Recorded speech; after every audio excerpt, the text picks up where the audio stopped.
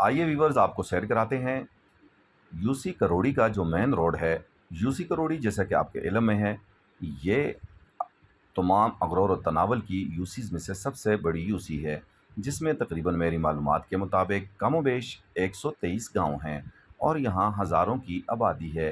बीसियों गाँव इसी रोड पे इन्हिसार करते हैं। लेकिन ये रोड आपके सामने है, बिल्कुल मोहनजोदड़ो के मनाज़िर पेश कर रहा है। मुंतखब नुमाइंदगान जो यहीं से गुज़रते हैं, अक्सर शादियों ब्याहों में भी यहीं से गुज़रते हैं। और इसके अलावा चूँकि रिसेंटली ही इलेक्शन हुआ है, तो इलेक्शन के दिनों में तो मुंतखब नुमाइंदगान या उम्मीदवारान ज़रूर इस रोड पे आते हैं।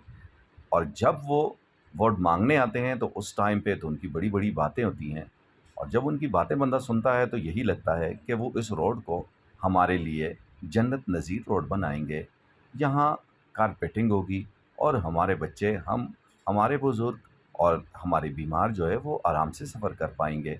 लेकिन जैसे ही वो जीत जाते हैं, वोट ले लेते हैं, तो उसके बाद वो ऐसे गायब हो जाते हैं कि जैसे कि असहाब कहफ जाते जाते गायब हो गए थे और फिर आज तक नज़र नहीं आए। यही हाल हमारे मुंतखब नुमाइंदगान का है।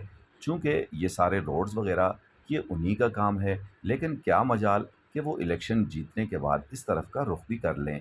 अगर वो आते हैं, इस रोड को देखते हैं, गोया कि इस रोड के ऊपर से गुज़रते हैं, लेकिन उनके गुज़रने में और आवाम के गुज़रने में सिर्फ थोड़ा सा ही फ़र्क होता है। क्योंकि हमारे जो मुंतखब नुमाइंदगान हैं, उनके पास बड़ी बड़ी गाड़ियाँ होती हैं, जो अगर इन खड्डों, क्या इनसे बड़े भी खड्डे हों, उनमें जब गुज़रती हैं तो उन्हें पता ही नहीं चलता, आराम से गुज़र जाती हैं।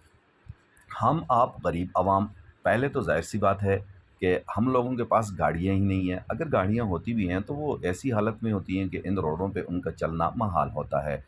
और अगर बात की जाए इस रोड पे जो अवामी ट्रांसपोर्ट है, जो लोग ट्रांसपोर्टेशन करते हैं और जिनका रिज़्क इसी में है, कारोबार है उनका ट्रांसपोर्टेशन, तो वो लोग बेचारे आम रोड पे अगर चलते हैं तो उनकी मेंटेनेंस अगर हफ़्ते में 10% होती है, तो इन रोडों में चलने से हफ़्ते में उनकी मेंटेनेंस तकरीबन 80 से 90% तक पहुंच जाती है।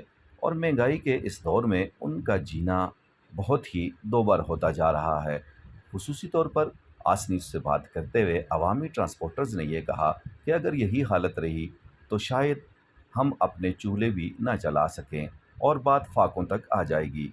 मुंतखब नुमाइंदगान ने कई दफ़ा वादे हुए और पिछले दौर में बहुत दफ़ा इसका इफ्तिताह का खेल भी खेला गया, लेकिन वो सिर्फ़ इफ्तिताह के खेल तक ही महदूद रहा।